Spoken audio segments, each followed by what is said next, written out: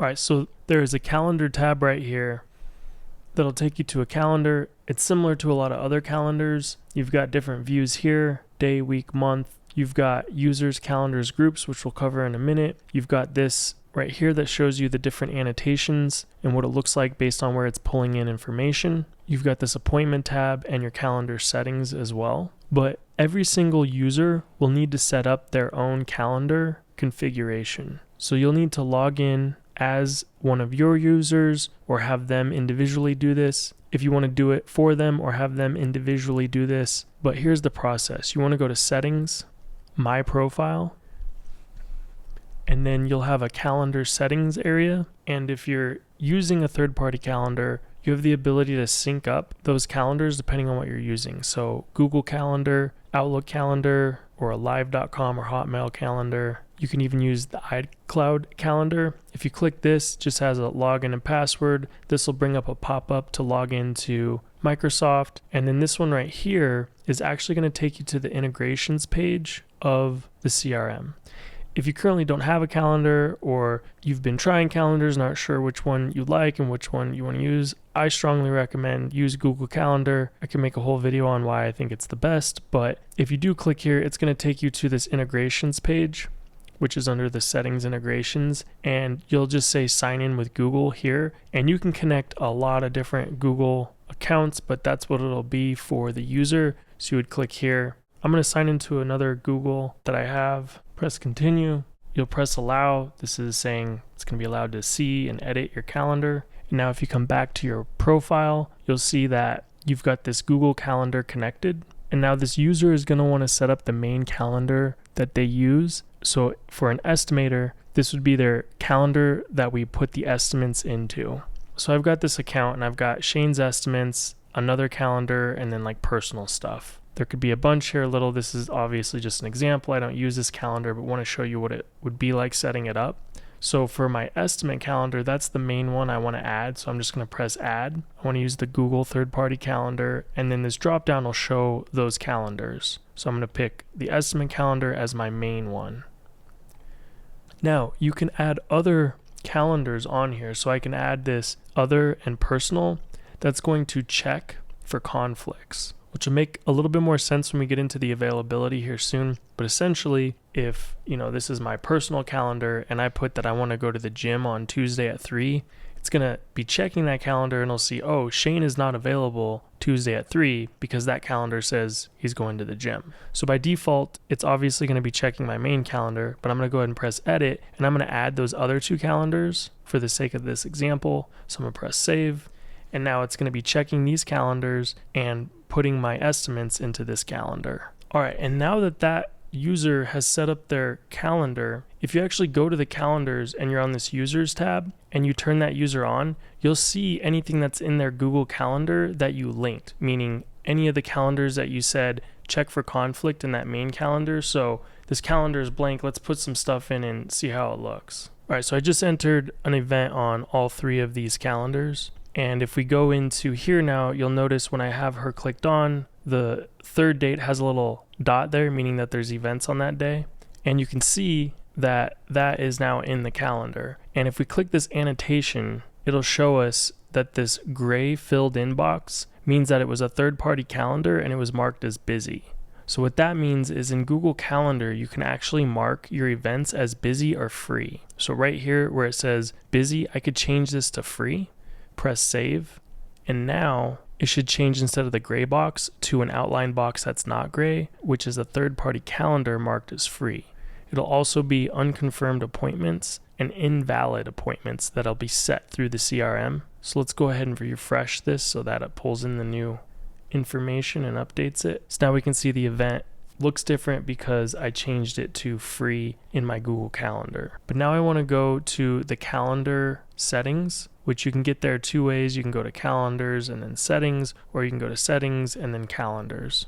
Take you to the same place. Now you'll notice it'll default with 2 sales calendars as well as a production calendar. If you needed to make a new calendar, always choose a round robin calendar. You'll notice there's a lot of other calendars, but for right now, just choose the round robin calendar. And right now, we have a good system set up for sales and doing estimates, but the production is not set up well yet. That's something we're working on and we'll roll out later. What I personally use for my business is I use the Google Calendar for our production. We essentially have 3 calendars: our interior commercial north, interior commercial south, and exterior production schedule. And I just use Google Calendar for all of our scheduling. We pull that information into the CRM so we can view it there, but my PMs never really look in the CRM. They're always just looking at Google Calendar. I can make an entire video on this just to show you my own personal production system. But my point is, in the CRM, I don't actually use it for production, but I am building out a system for that, and we'll roll that out eventually.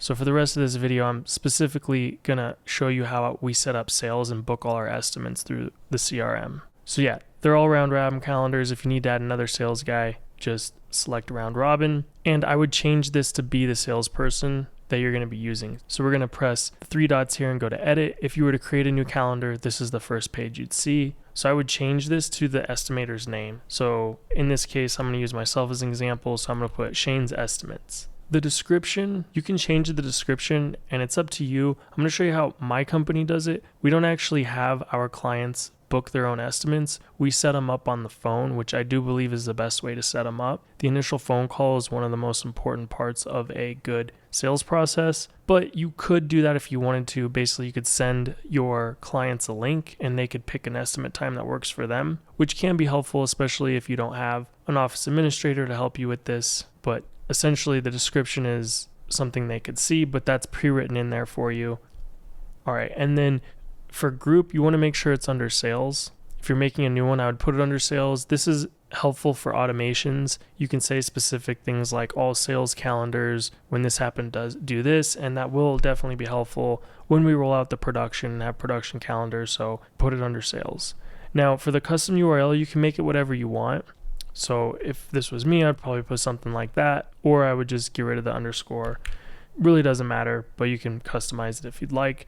And what we have defaulted in here is it's going to show the contact's name. So if we set this up for Jim Morrison, it would say Jim Morrison, and then in parentheses next to it, it would say the city he lives in. So Jim Morrison, city name. You can change this to whatever you like. That's just what we like for the title of the estimate. All right, so for team members, you're just going to put whoever's calendar this is. So I'm going to put my name there. For priority, you don't have to worry about this. It's for if you wanted to have 2 people here and you wanted like 50%, or you wanted someone to have higher priority.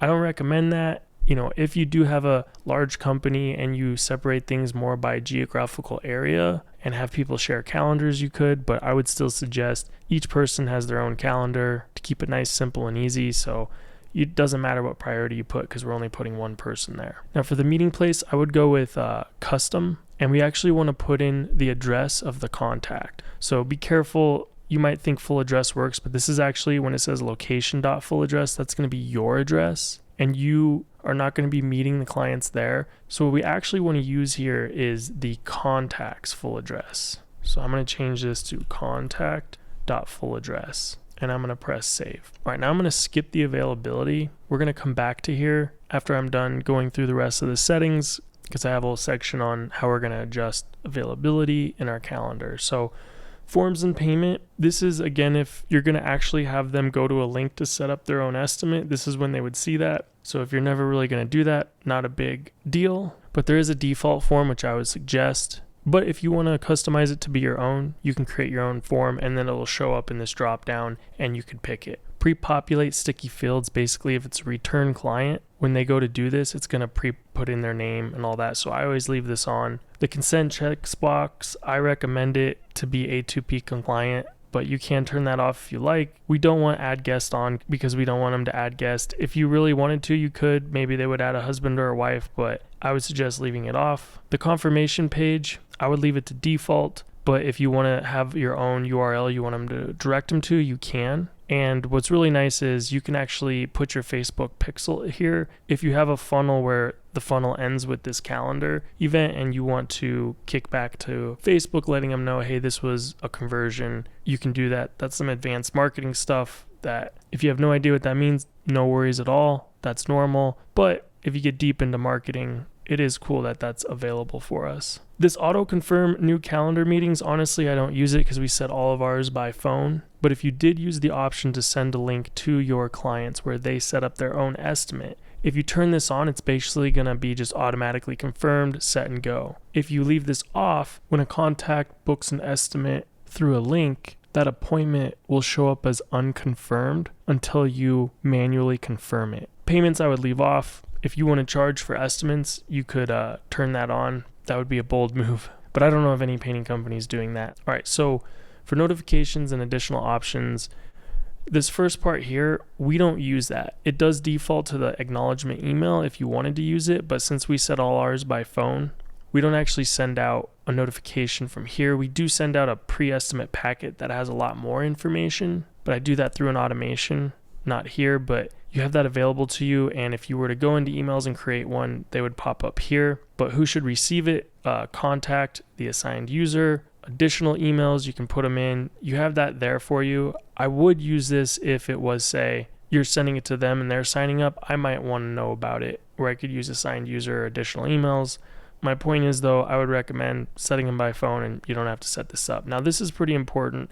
Allow Google or Outlook Calendar to send an invitation and update emails to attendees. You can turn that off if you don't want that, or leave it on if you do. Now, assign contacts to their respective calendar team members each time an appointment is booked. If you turn this on, what will happen is, as soon as the appointment is set under a calendar, whoever that appointment is set for, so whatever estimator, it will immediately make the contact owner the estimator. So if it's just you, it doesn't matter if this is on or off. If you are working in teams, most of the time I recommend turning this on because I do think it's a good, easy way to do it. And then if you have special setups where possibly sometimes you might want a bit of a delay there, you can do this in an automation as well. But this is just an easy way to do it without setting up an automation. So whatever makes most sense for you and your company. If you're not sure, I would go ahead and just turn this on right now. All right, this cancellation and reschedule, you can turn these on or off. We don't like to have reschedule on because we want to make sure if there's a reschedule, it's done by a phone. We do leave on the canceling because if they want to cancel, that's fine. And essentially what happens when they cancel, there'll be a cancellation link in their calendar invite. If they click that link, it'll take them to another page and they have to enter a reason before they can press save. And what that does is it kicks it back to the reschedule lead stage. So then our office or whoever is handling the leads will see, oh, there's this reschedule one. They'll check that reason, whatever they entered in, which also gets emailed out. But then if it's something like, oh, forgot I had a kid's baseball game and that's why they canceled, then yes, we should try to reschedule it. But if it was something like, already signed up with a painter and they just painted my house today, then it's like, yeah, we can just discard that and move it to a lost lead stage.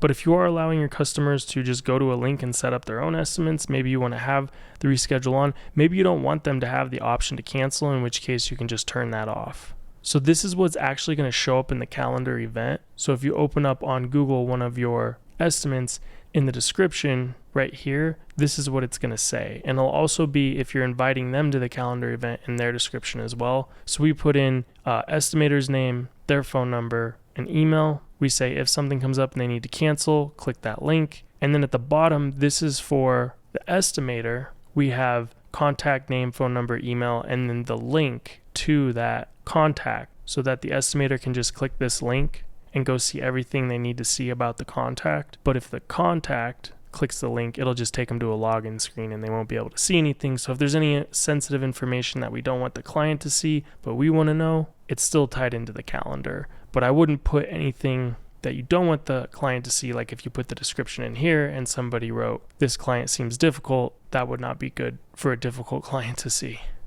All right, customizations is where you can change the look of the calendar if you're going to send a link for the calendar. So if you want to use this preview or send a link, you might notice you get a 404 page. And in order to not get that, you actually first need to make the calendar active. So you'll notice they'll default to draft and you can click here and click activate calendar. If you don't do that, what you're going to see when you try to use a link is something like this, where it's going to say page not found.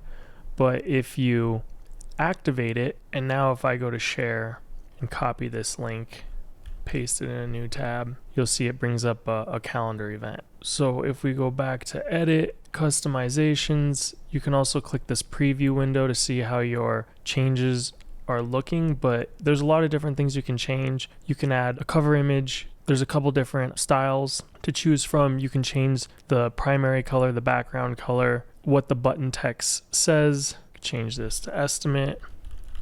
Turn off the title, description, or details. You can also enter custom code if you like and preview your changes here. Even if you don't do anything, you'll see it's not bad looking.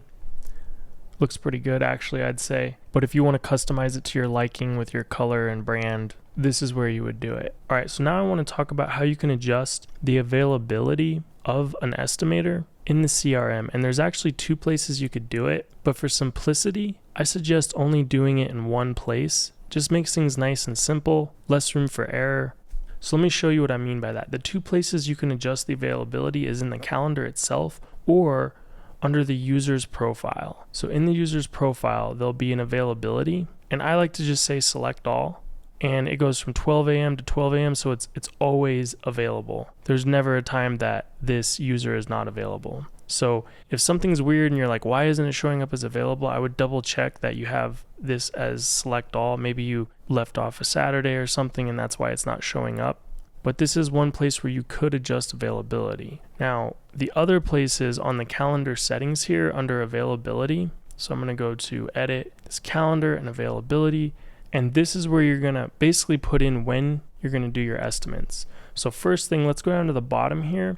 And what works best for us is we schedule our estimates in 2-hour blocks. And we don't have any time in between for driving or anything. It's just, hey, every estimate's 2 hours and that's enough for us to do the estimate and drive to the next estimate that's set. So let me show you what that looks like. It would look something like this, to where it's like, hey, here's when our free open spots are. And you'll see all of these are marked as free. So the way you would set that up here is our meeting interval is 2 hours. Our meeting duration is 2 hours. And I don't have any pre-buffer time or post-buffer time. It's just back-to-back 2-hour meetings in 2-hour intervals. Now this minimum scheduling notice basically is saying if the estimate is within 4 hours, so if my office administrator were to go to set up an estimate for 12 p.m., they'll only see that as an available spot from before 8 p.m. But if it's like, 10, since 12 is only 2 hours away, because it says a minimum of 4, they wouldn't see it as available. I'll show you later how they could still set it if they really wanted to, but this is also handy for if you're sending the client a link, you'd want to adjust this, right? So like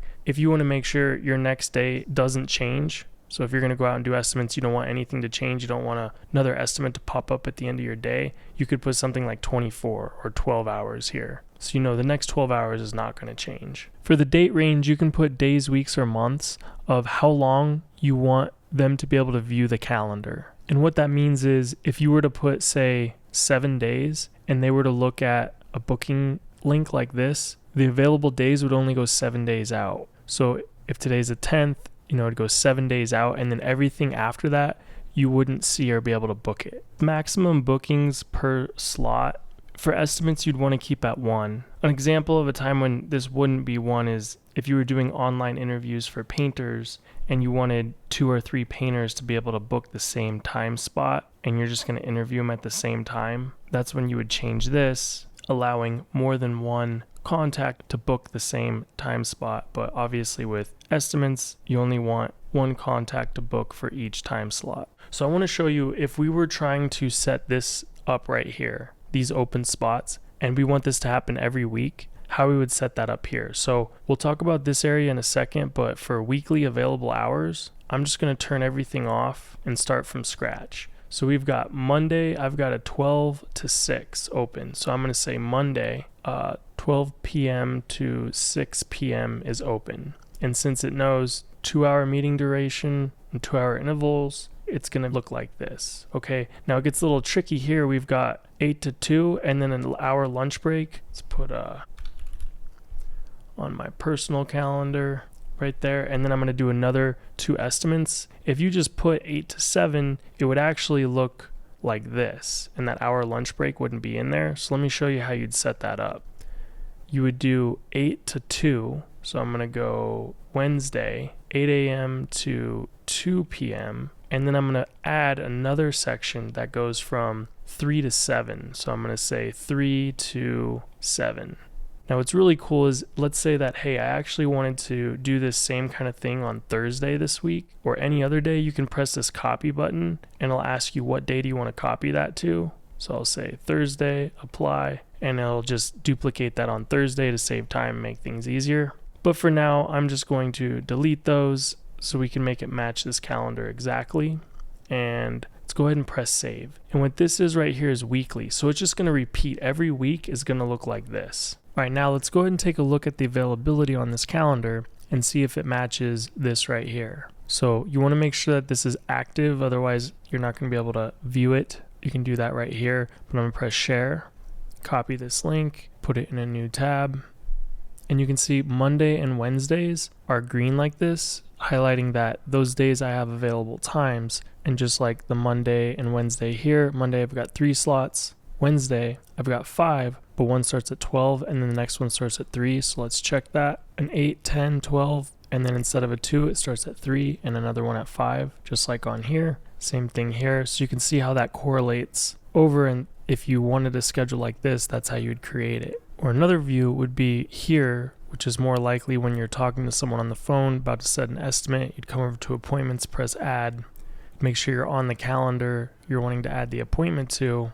and then you'll notice when you click here, the bold numbers are days that are available. So again, Mondays and Wednesdays. I changed my calendar view here to start on Monday.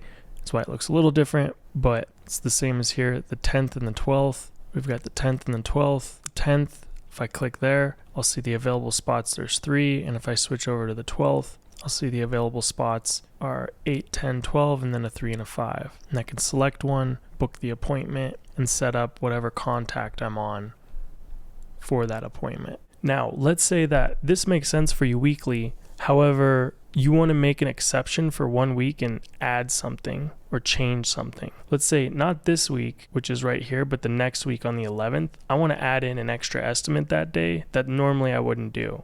So that's when you want to adjust specific days and hours, you do it over here. So I would say, okay, on the 11th, I'm going to do an estimate from 10 to 12 p.m. submit. And now that day will be different. You can also override days. So let's say this next Wednesday, instead of doing my typical Wednesday, I'm going to do something different. You would come here and you would add something different on this Wednesday and it'll override that Wednesday. So that's why this is just the best place to change and make your schedule. I would have like your weekly routine, and then for any time you're going to change your weekly routine, I would put it in here. There is another way to quickly just remove estimate spots from your weekly routine, and that would just be in your calendar itself. Because remember, it's checking these calendars, the main one where the estimates are going, as well as these other 2 that I added for any conflict. So if I were to say on this personal stuff calendar right here, if I were to say like doctor appointment,